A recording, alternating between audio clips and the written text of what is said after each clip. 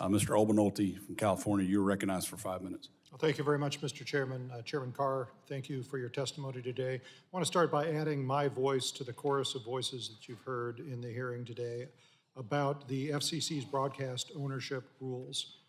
Now, obviously, those rules were written in an era when broadcasters were just competing against other broadcasters, but now in our digital era, we have broadcasters who compete against players like social media platforms, streaming platforms, and although I myself am not an advocate of expanding the regulation to those entities, I think that we do have an obligation to keep a level playing field and make sure that we're not handicapping our broadcasters. So you're aware we sent you a letter last March on this topic. I was a signatory to that. I won't belabor the point. I know it's been brought up here before, but I just wanted to make sure that you knew how important that was to the members of the subcommittee. I also want to talk a little bit about the C-band auction that's coming up the middle of next year, or before.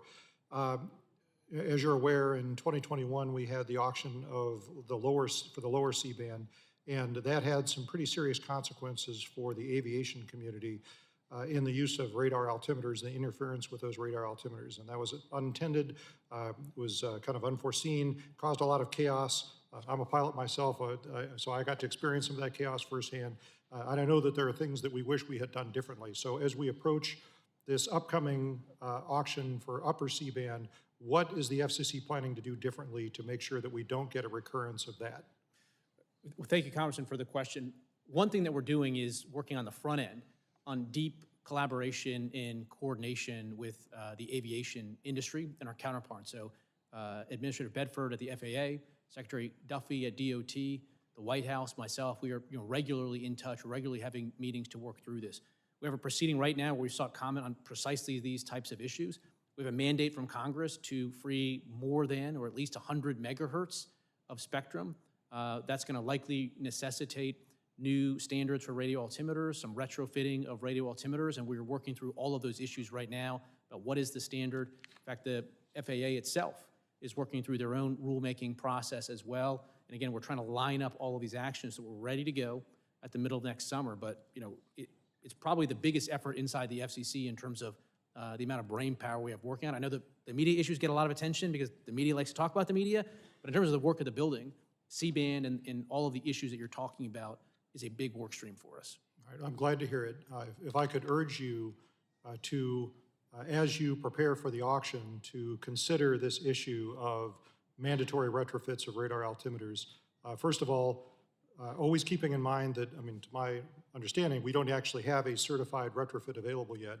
And even when we do, there's limited production capacity for those radar altimeters and limited avionics shop capacity. And so we have to have enough of a window to be able to retrofit the entire fleet that needs that new part to avoid that interference. And second of all, my understanding is that the bidders in this auction would likely be willing to bear the costs of those retrofits. And I think that that's fair, that if you're going to ask a community to retrofit something that they already bought, that the people that benefit, ought to help pay for that. And so if you could please keep those things in mind.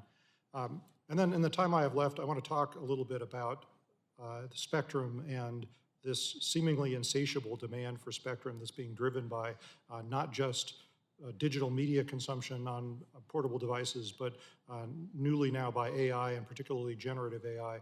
It's, if you look at it, it's going to be at least a linear increase in the number of the amount of spectrum that we use. In the most dire cases, it's exponential. So we are going to run out of spectrum if on the path that we're on. Can you talk us through how the FCC views this? Are we going to run out of spectrum? I know we've directed you to make more spectrum available. Is that going to be sufficient? What do you see the future hold? Yeah, right now the United States is a bit out of balance in terms of spectrum policy. We've taken a lot of good action on license. We've taken a lot of good action to have access on the federal side, to federal spectrum. But this high power commercial spectrum for next gen is where we really need to focus our efforts. That's why I think C-band and others are so important. To your point, we're seeing this hockey stick curve of demand historically, but now with AI coming online, we want AI to work directly on your smartphone. Well, that hockey stick just goes straight through the roof. And so we have to continue to bring more spectrum online, but also permitting reform, because if you can split cells by making it not onerous to build a new cell site, that can help take care of capacity as well. But we are facing potentially a shortfall of capacity a number of years from now, which is why this work we're doing right now is so important. All right, Gentleman's time has expired. I'll yield back.